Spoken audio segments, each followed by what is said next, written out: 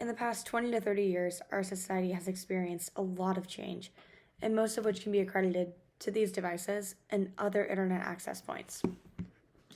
Recently, in my cyber law class, we had a really interesting discussion during our analysis of this case called Gonzalez v. Google.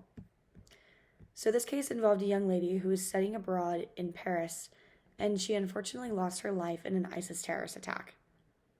So what was really interesting about these circumstances is that this ISIS attack was actually promoted on YouTube the day before its occurrence. So this is where I bring us into our discussion of Section 230 of the Communications Decency Act. In Seth Stern's article, it states that this act says, no provider or user of an interactive computer service shall be treated as the publisher or speaker of any information provided by another information content provider. So let's go back and let's break this down. So, no provider or user of an interactive computer service. So an interactive computer service can be anything from a social media platform to something such as Outlook. This is any internet service that allows users to interact with it or post things or send things through it. The act goes further to say that this interactive computer service cannot be treated as the publisher or speaker of any information provided by another information content provider.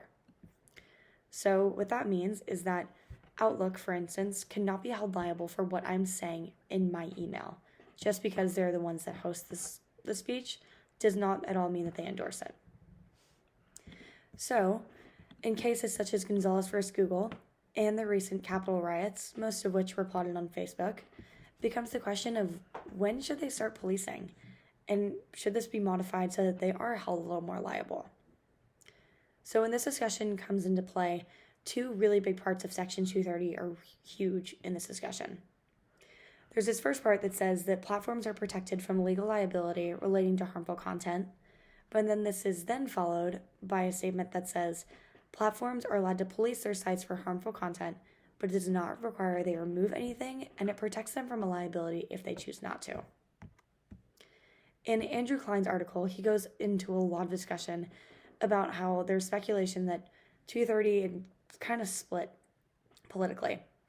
One half of the field believes that this section allows for large tech companies to profit from conduct that causes harm. There's another side that kind of says, users need to be held liable for what they're saying. So personally, when I dive into this, I think there does need to be a lot more specification and clarification on what is being said and how it should be protected and implemented.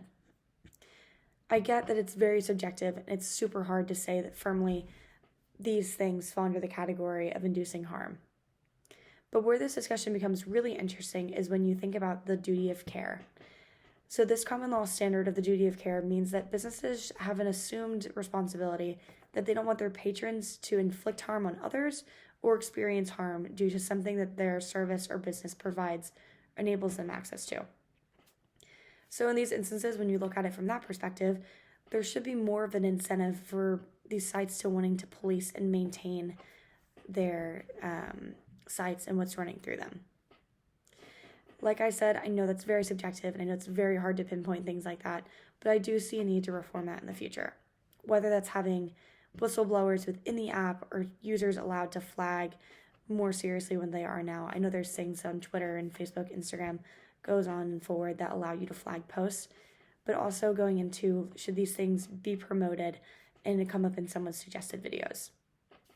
Personally, I think there's so much room for discussion and growth on this exact topic, and I'm excited to continue to research this and see where this goes.